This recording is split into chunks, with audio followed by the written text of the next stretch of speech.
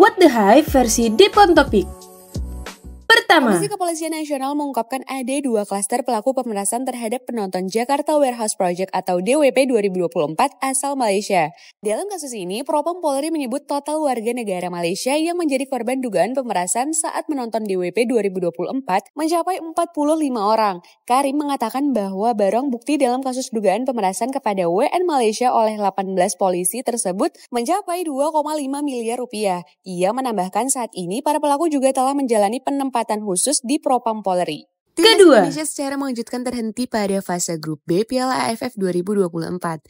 Hasil minor ini diketahui usai dikalahkan Filipina dengan skor 0-1 di Stadion Manahan Sabtu 20 Desember 2024 malam waktu Indonesia Barat. Tensi panas terjadi pada babak pertama laga Indonesia versus Filipina. Tercatat ada 16 pelanggaran tercipta dan wasit terpaksa mengeluarkan 4 kartu kuning serta kartu merah yaitu Muhammad Ferrari. Kekalahan ini membuat timnas Indonesia terhenti langkahnya di fase grup B. Sementara Filipina lolos ke semifinal Piala AFF 2024.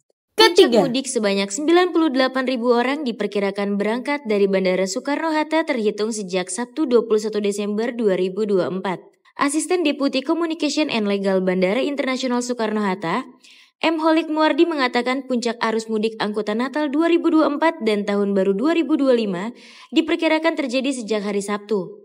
Lebih lanjut, ia menjelaskan jumlah pergerakan penumpang hari ini pada bandara terbesar se-Indonesia tersebut mencapai 180.626 orang.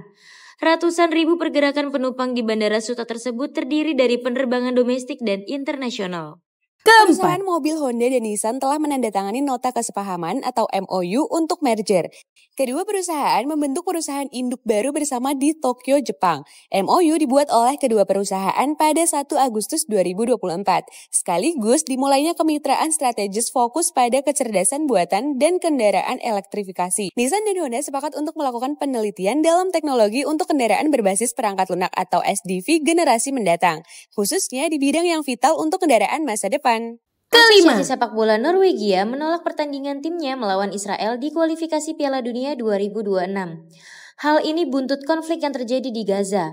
Timnas Norwegia tergabung ke grup 1 pada kualifikasi Piala Dunia 2026 zona Eropa.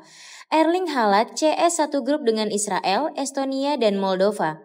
Hasil undian Norwegia di kualifikasi Piala Dunia 2026 mendapat komentar Presiden Asosiasi Sepak Bola Norwegia, Lise Klevenes.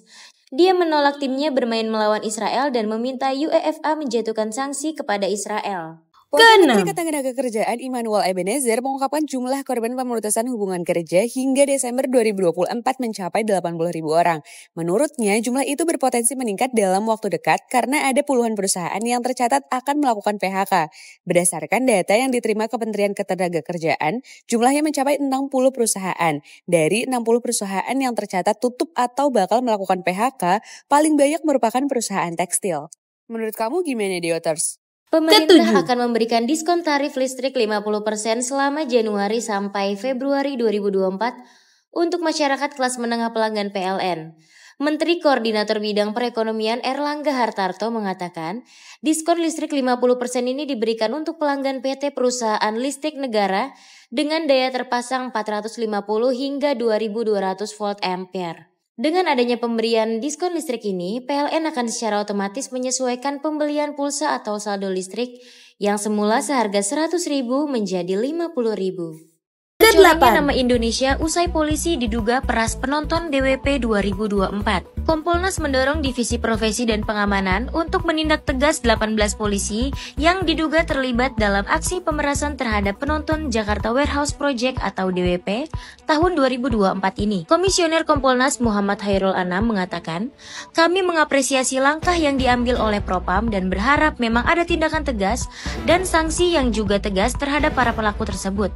Pada Senin 23 Desember 2024. Meski saat ini dugaan pemerasan itu masih dalam pemeriksaan, Propam Polri juga diminta menjelaskan ke publik duduk perkara kasus tersebut. Terlepas dari hal itu, Kompolnas menilai aksi pemerasan polisi terhadap penonton DWP 2024 memberikan efek domino. Koridor 1 dan Ke-9. 2 Transjakarta akan dihapus. Pemerintah Provinsi DKI Jakarta akan menghapus Koridor 1 Transjakarta rute Blok M ke kota. Alasannya karena bersinggungan dengan jalur MRT. Kepala Dinas Perhubungan Provinsi DKI Jakarta mengatakan penghapusan layanan tersebut setelah jalur MRT rute Lebak Bulus ke stasiun kota selesai dikerjakan agar tidak saling tumpang tindih antar moda transportasi umum tersebut. Layanan Koridor 1 Transjakarta dari Blok M sampai ke kota itu nanti ditiadakan, kata Syafrin pada Sabtu 21 Desember 2024. Menurut dia, tidak hanya Koridor 1, penghapusan rute Transjakarta juga akan dilakukan di Koridor 2 Pulau Gadung ke Harmoni jika seluruh jaringan MRT sudah terbangun. Tim penyidik Ke-10. KPK menggeledah salah satu ruangan direktorat di kantor Otoritas Jasa Keuangan atau OJK guna mencari bukti kasus dugaan korupsi penyalahgunaan dana tanggung jawab sosial perusahaan atau CSR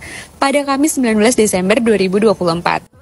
Juru bicara berlatar belakang pensiunan Polri, Tessa Mahardika menuturkan tim penyidik menemukan dan mengamankan sejumlah barang bukti seperti dokumen dan barang bukti elektronik. Selanjutnya, menurut Tessa, tim penyidik akan memanggil pihak-pihak terkait untuk mengonfirmasi barang bukti yang disita tersebut. Sementara itu, dalam keterangan resminya, OJK menyatakan menghormati dan mendukung upaya penegakan hukum yang dilakukan KPK. Nah, itu dia What the Hype versi Deep on Topic. Next, bahas apa lagi nih? Jawab di kolom komentar ya.